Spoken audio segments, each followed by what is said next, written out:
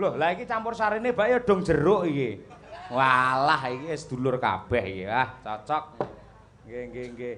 Ugi dumateng Mbak Eka Kebumen, matur nuwun kepareng nyengkuyung dumateng Apsi ing Tasikmadu matur nuwun rawuhipun. Nggo ya diatiri nembang no. Mesti ngosik. Ayo. Monggo.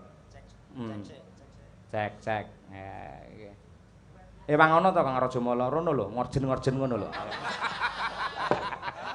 Ayo isone ngeprok lek kowe.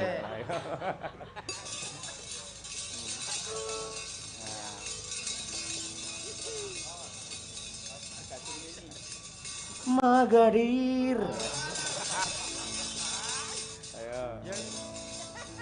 Yen aku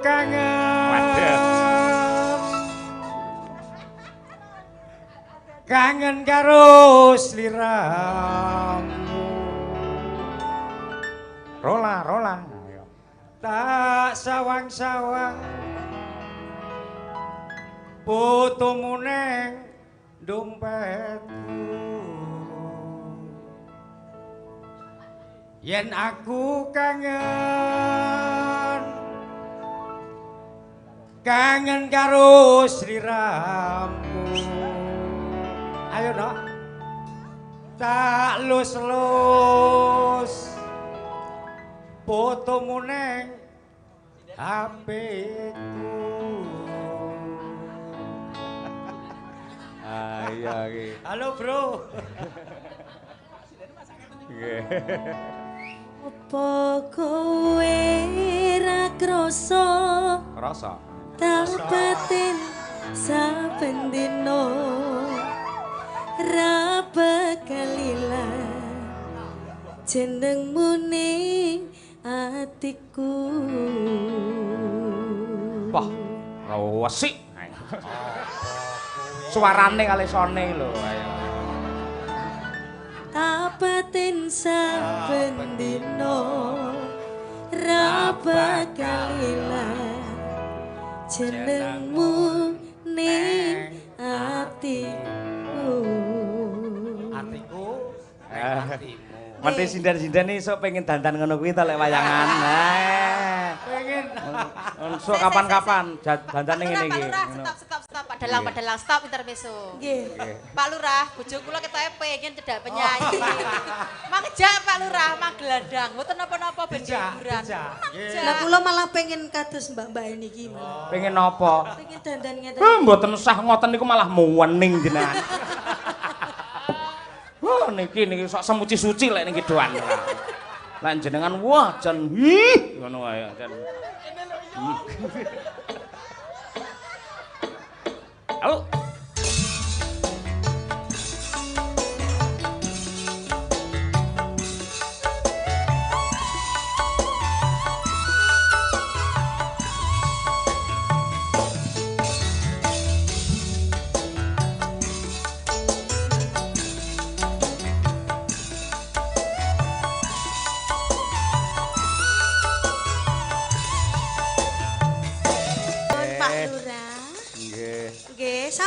Sampun.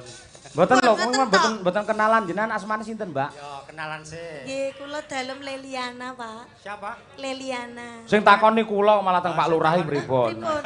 Leliana. Non? Leliana, Pak. Liliana. Leliana. Leliana. Pundi daleme? Kula saking Mojo Gedang. Mojo Gedang. Nggih. Iyalah. Kenal kalian Kang Rajamala sing nyaron niku. Pundi to? Niku lak mase. Niku lak mase sing niku nyibot niku. Nggih, Mas Nggih. Joko menika. Nggih, biasane lek tenggen kafe ya niku sing nyibot niku ngedram. Oh. Ngoten to. Heeh, ompreng diwalik no. Renang-renang ngoten niku. Nggih. Nggih. Sampun, matur sembah. Mbak, mboten pengen nyindan jenengan. Kapan mboten pengen dadi Pengen sindan. ngoten, Pak. Tenggen kula niku enten kursusan. Napa nggih? Sing ngajari mboten Bu Kesi ini kan pun sibuk teng kampus, nggih. Lah mengke sing ngajari sinten, Pak? Kula. Nggih ning jam 2 bengi. Bahaya loh, Pak. Sampai Mboten jam loro. golek keheningan gitu, Pak. Oh, Ketika kita hening, sepi, maka itu fokus untuk kita memberi ilmu kepada siapa saja dan mudah diterima, ngoten niku, Mbak. Nggih, mengke kula dolan mriko. Mergo jenengan upamane ngangge napa niku ngangge napa gelungan ngangge sayak bayakan ngono. Walah mesti kaya buwal jinah jenengan. Nggih. Wani ngarepan. Wani ngajari sinden iki arepan. Ora. Jam 2 bengi wani. Ora wani. Sampluk parut lho. Pak aku malah wedi dhewe to iki. Pripun Pak Lurah? Terus diterus nih. Rencang kula enten setunggal menika. Nggih. Monggo, Mbak. Nggih mengaturi. Sisan. Mbak, anu Pak Lurah, sekedap Pak Lurah. Niki ya gentenan no. Niki Niki mangke lek mboten ken nembang gawe story doan. Mek macak tok ora kon ngopo-ngopo mendhi doan ngoten. Saniki kalih kula nyaosi informasi dumateng warga masyarakat ingkang kepareng rawuh lan ugi ingkang kepareng mirsani lumantar streaming. Ya, dados Pak Lurah, Pak Lurah. Pak Lurah lek nyawang sinden angel diceluk pisan. Dalem bahasanya nggih. Benjang Nggih. tanggal 6 September 6 September ya. teng griya kula teng Kampung Wayang Nggih. Sawan Jaten teng lapangan Indraprasta Siap. ugi wonten wayangan peringatan HUT RI yang RI. ke-79 79 nggih. tanggal 6 ning Nggih. agenda yang disusun oleh panitia adalah tanggal 5, 6, 7 akan ada pergelaran semuanya September. September nggih. Nggih. Mangke mang tindak mriko. Siap. Mbak Leli mangja nggih. Nggih. Nggih, luar biasa elok tenan nggih. Sip. Nggih. Nggih. Genti warangganane dhisik mangke terus genti penyanyine ngoten. Ayo coba kaya apa.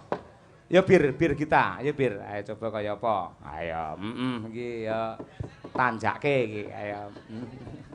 Sol kapan-kapan ngangge rok ngono ya bir ya. Ayo. Kula pun sering lho Pak ndang rok ngoten niku. Heeh, ning yo ngenteni lek mau mari gudiken kuwi sik ya. Ora ya Pak resik mulus njenengan nonton opo piye Pak? Emoh. Ora coba kaya apa. Ku tak dang. Yo, Mbak Birgita Ayu dari Kota Tahu Kediri. Dados.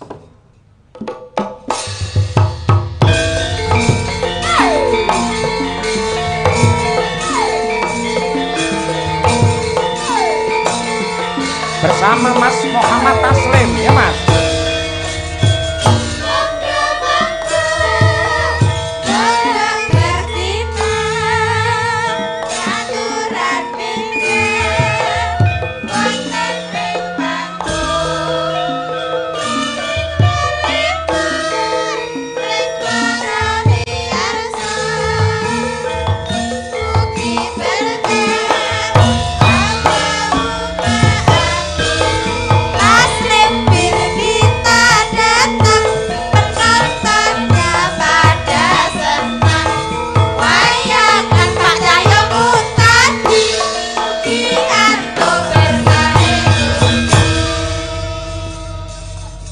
Sugeng dalu Nduk Birgita Ayu. Nggih, sugeng dalu Pak Dalang. Nggih.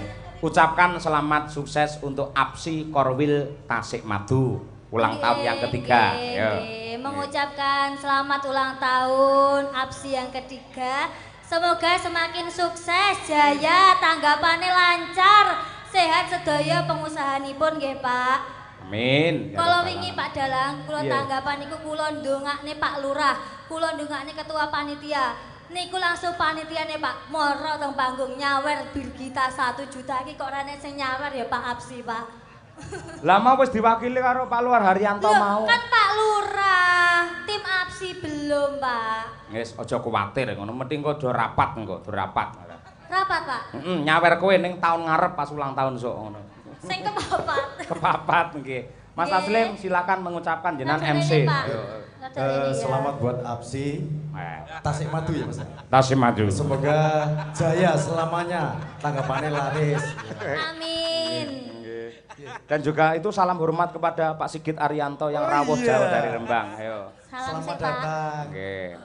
di Mas Sigit Arianto sarjana seni. Nggih. Bengi-bengi pokoke agrege ngono. Nggih.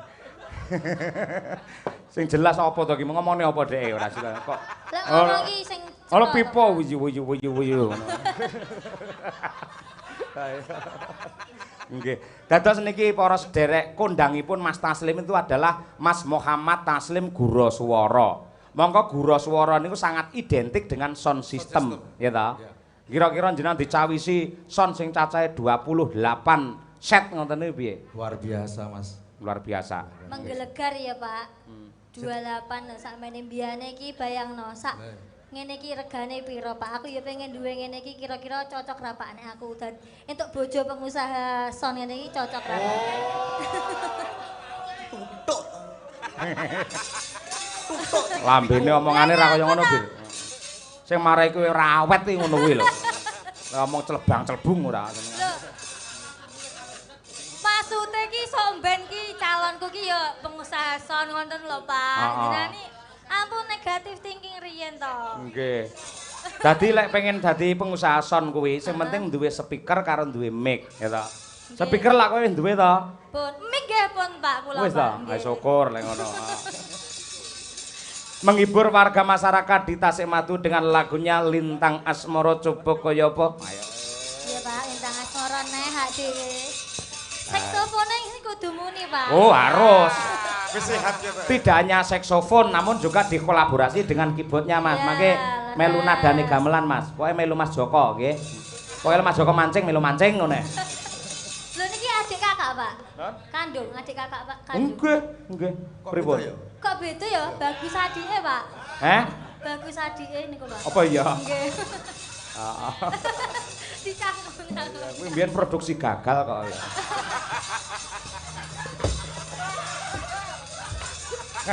Ampun Pak.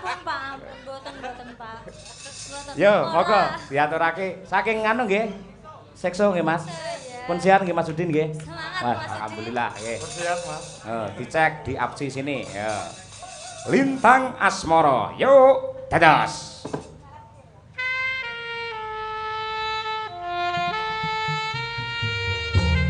Enak ya Pak. Pak Tasle. Pak sampean kok bagus menijane Pak ame apa? Panas-panas.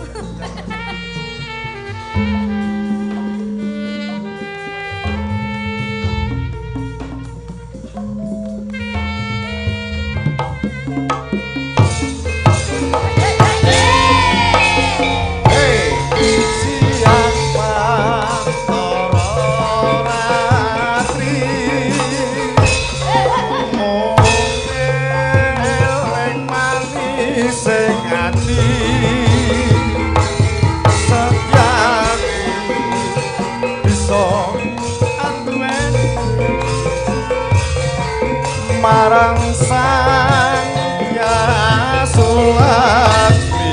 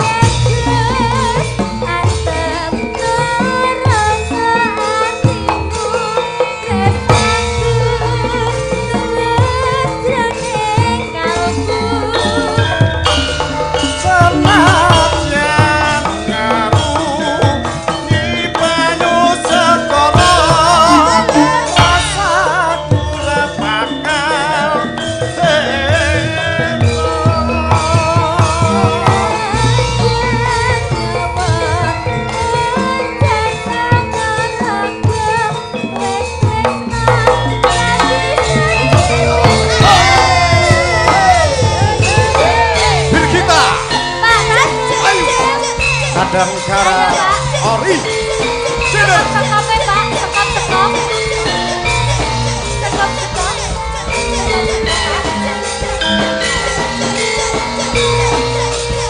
Ayo Mas. Ayo Mas. siang Sekop. rati mung elek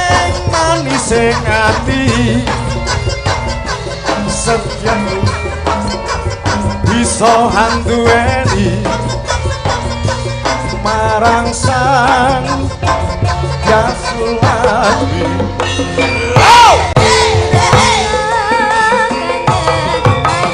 Hey, hey, hey,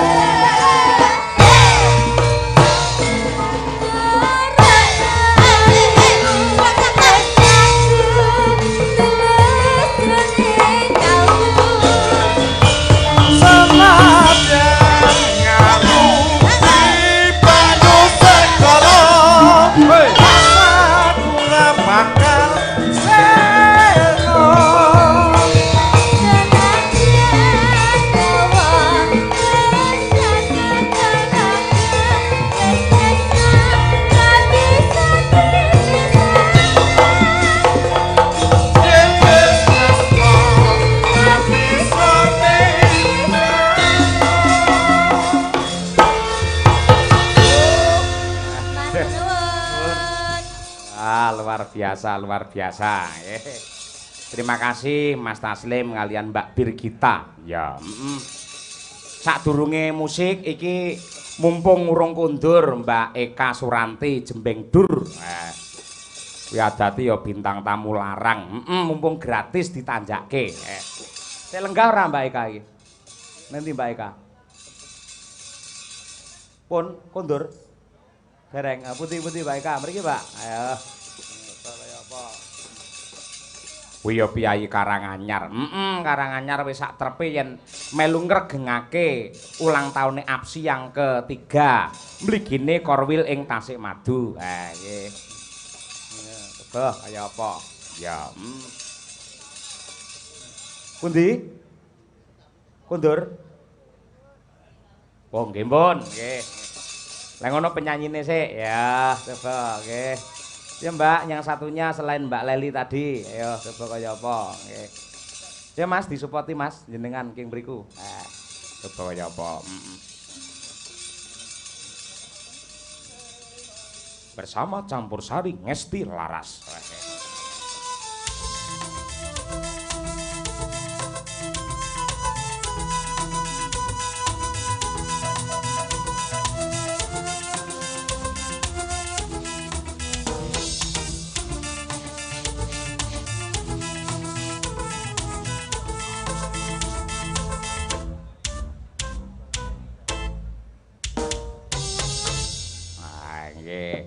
Lah, wau Mbak Leli, jenengan Mbak sinten? Loli. Dalam Loli Pak Dalam. Loh, penyanyi loro senengane li kabeh ya. Jenengan mau Leli ki Loli, ayo. Wah, jan luar biasa. Lujeng dalu. Hah, jan kaya sekretaris ning film-film kae lho. Ayo. Menawi Mbak menawi betahane sekretaris. Napa? Pak Dalang. Mun gadah larsa kula mangke. Nggih, Mbak. Oke. Daleme pundi? Lek jenenge Loli mesti sampean ngapusi mesti. Pripun to? Asline sinten asmane? Asline? Nggih. Asline nganu, Anik. Anik. Nggih. Anik sinten? Anik Suryani. Oh, Suryani. Nggih. Oh, nggih. Kula nami kula Cahya Surya 12 kula niku nggih. Oh, kita sehati nggih? Sehati. Embuh. Jenengan pundi daleme? Daleme Jumapolo Kota. Jumapolo. Nggih. Oh, nggih. Pancen selain menjadi seorang penyanyi biduan napa? Pripun, Pak? Selain menjadi penyanyi apa ada profesi yang lain? Adol pring menika. Adol pring. Adol pring? Nggih. Masalah lek nganti tulusupen eman-eman astane sing halus kaya ngono kuwi no, ora nggih ngoten. Nggih, elok nggih. Jos. Mbok menawi betane sekretaris malih, Pak. Napa? Sekretaris, Mbah, nggih. Nggih mangke kula rapat nih kali kanca-kanca riyen, nggih. Butuh ora ngoten niku biasane kan do duwe idola dewi-dewi ngoten niku. Nggih. Nggih, ucapan untuk Apsi pripun? Oh ya, sebelumnya mengucapkan selamat ulang tahun yang ketiga buat Apsi. Semoga semakin solid dan kompak, tambah sukses, tambah laris. Amin ya rabbal alamin. Doa untuk kami Madangkara Group niki pripun? Ayo. Semoga tambah laris, tambah sukses ugi. Sehat selalu. Amin ya rabbal alamin. Nggih. Pun nate ningali kula teng YouTube. Sampun. Sampun. Anu kula meningaline langsung menika. Langsung. Nggih, Pak Cahyo niku pentas di Jumapolo. Kapan niku? Ya, waktu itu. Jenengan nonton kaya ora WA aku. Lek WA aku kan iso WA aku tak lebone WA-mu tadi. Padahal pun kula inbox lho ten Facebook. Nggih. Nggih. Oh. Facebook kula niku sing nyekel Ajimas dadi mboten ngerti niku. Oh, Mbak. Mbak Ani. Nggih, sampean kok ya pinter manas-manas. Pinter lho. Ngapunten niki wae apa dikira guyon nggih? Nggih. Jenengan pun preso niku piyayi niku asmane sinten pun preso? Sedereng. Oh, nggih niku sing jenenge Mbak Niken Saleho nggih niku. Nggih. Mbak Ani. Dalem. Jenengan lajeng lamar dados sekretaris Pak Cahyo to? Nggih. Monggo. Tindakan Tasih wonten lowongan. Oh, tasih. Oh, nggih. Kangge jenengan selalu ada, Mbak. Oh, tenang nggih. mawon. Nggih. Ten ana lek wani awas. Lah aku iki Bu Kesi ora mung satpam lho. Dek iki sak dhuwure Kapolri lho ayo. Aku di mana saja dia ada, di atas, di bawah, di samping. Enek terus lho ayo. Terpantau nggih. Terpantau tadi yang namanya tindakan yang buruk itu tidak hanya niat dari perilakunya, namun ketika ada kesempatan itu makan lebih membahayakan niku. Betul. Kula nipun mboten duwe kesempatan napa-napa nggih. Lek biasane tembuti-tembuti Bu Kesi menti melu. Upamane Bu Kesi repot dhewe menti anak kula kon melu nggih. Ngoten niku nggih. Nggih. Dadi jeneng lunga. Jeneng lunga, kula tak ngejak anak kula jenengan mang ngejak anak jenengan. Oh ngoten. Bocah loro kok sami amane nggih. Nggih, engko dikek nggen play game ngoten awake dhewe ngegame dhewe kan lho. Kulino mesti niki, kulino mesti. Kulino napa, Mbak? Nah, nggih. Wah, panitia luar biasa. Kula niku lek wayangan biasane mung gamelan nyel niku mawon lagune sing klasik-klasik. Pol niku aja lamis gitu. Sindene iki ngeten-ngeten niki namungan. Dadi kehebatan panitia sangat kreatif. Gandeng kula bareng kali kanca-kanca bacutan pirang-pirang bengi malam ini mendapatkan kesegaran dan vitamin pada malam hari ini di Tasik. Mendapatkan vitamin. Nggih. Vitamin C alias cengoh. Nggih. Ya nembang Mbak Ani. Lah, Mbak Ani Surya. Napa, Mbak? Ayo. Ya nembang, Mbak. Napa, Mbak? Ayo. Nyanyi, Ding. LDR. LDR mungkin ada permintaan? LDR apa? Serakinan apa dangdut? LDR ladrang wilujeng kok, ayo. LDR. LDR ya, Mas? Ayo, LDR siap, nggih. Nggih. Oh, iming-iming. Oh iya, boleh iming-iming, Mas. Mas Agus. Spesial buat yang di depan ini Mas Sinten? Mas Sinten niku namanya? Mas Alek Muhammad. Ayo, nggih niku. Mas Alek Dery. Kok orang meyakinkan? Nggih. Barang enek penyanyi nu cacah polahe ra umum ayo. Mbok kaya aku lho tenang biasa. Ayo nggih. Pak Ari Sugeng Rawuh Pak Ari nggih. Aja lali kose ndang didadekne, Pak. Ayo wis sing borong kosmu. Ora dadi mahasiswine selak masuk aku selak dadi pendahara ning kos e. Ayo. Nggih. Monggo iming.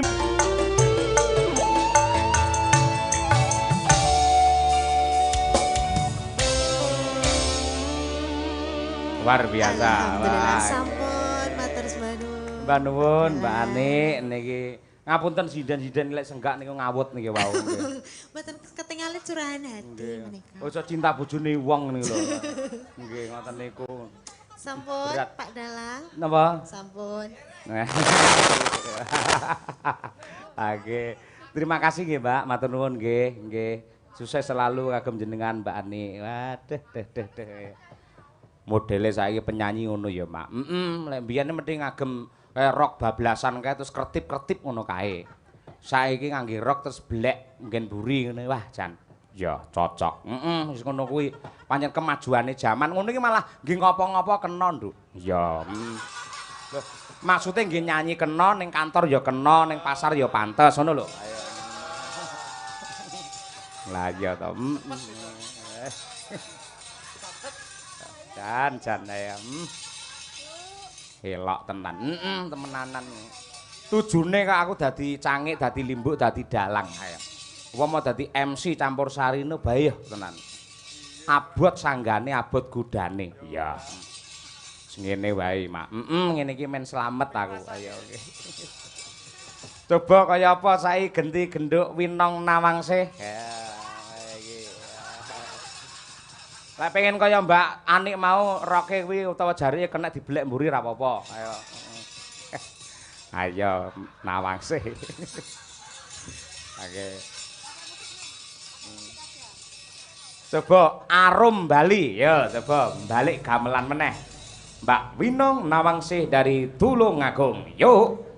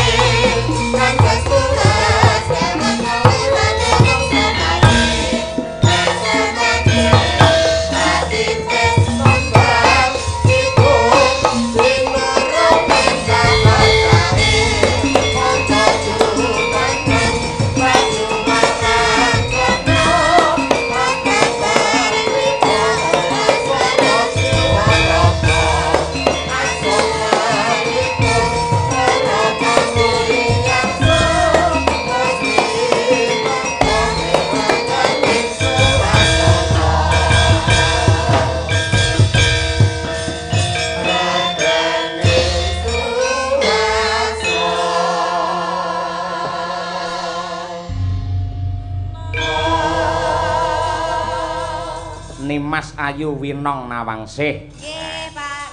Halo. Sampeyan iso berkumandang suaramu alus ana ing streaming lan uga ana ngendi wae. Satemah entuk pangalembono. Wah, Winong suarane becik apik tanpa disurung kehebatan sound system yang profesional. Mokal nduk sampeyan iso melejit jenenge. Nggih, Pak. Terus sampeyan kudu marem. Madangkara duwe apa kuwi operator sound ya kuwi Pak Marno. Nah niku. Lah, len nun sewu, lek nang game YouTube kuwi komplit suarane gamelan kuwi mlebu kabeh ngono kuwi. Tur alus, ora enek sing pecah kaya ngono kuwi. Leres sangat. Mila nggih Pak Marno kudu di eman-eman panjenengane saya sepuh, ya tenagane kudu diwet-wet. Ayo. Ampun disepuh-sepuhne to, Pak. Lho pancen ya wis sepuh sing tak maksudne ngene lho. Pambriye iki generasine Pak Marno kudu ndang enek. Oh. Sing tak arep-arep mung kari glondor to janjane. Ya.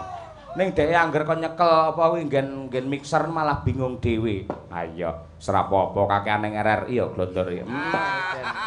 Ora mari-mari penyakitan kuapok kowe ha ya. Ha iya, siaran. Siaran. Siaran. Sagum para miyarsa. Heeh. Lah iki ngene, Nduk, bareng tak amati ana ing streaming ana ing medsos. Iki sampeyan iki jenenge saya melejit, saya viral, saya kondang. Penggemarmu saya akeh. Mula kanggo tandha tresna marang penggemarmu, sampeyan aja bosen, aja waleh. Merga Nadianto sing jenenge ninggal katresnan iki ora mung kok ben-bengi metu. Mbok sak jam metu ping pindho, ngono yen pancen lagi seneng, ora ana jelehe. Ngono ya, Nduk ya. Nah, kaya Umi mbiyen jaman podang kuning, ben bengi nembange ya podang kuning kuwi. Sok-sok yen ra metu malah gawe kuciwane sing mirsani, ngono kuwi. Ya saiki kudu tetep semangat iki ninggal katresnan, ngono kuwi. aja nganti ninggal katresnan keluarga besar saka Apsi ing Tasikmadu kene ngono. Pak. Sip. Mboten bawa nggih, Pak. Nun. Langsung mawon nggih. Ya wis, ra apa-apa langsung. Musintene jaranane kuwi kok. Ayo. Nggih, siap. Nggih. Wah, Mbah Wir seneng Mbah Wir. Ayo. Ayo coba kaya apa nggih. Nah, pokoke sing kedua jaran kena. Ayo coba kaya apa. Nggih, Pak. Nggih. Monggo dados Mandangkara Group. Yuk.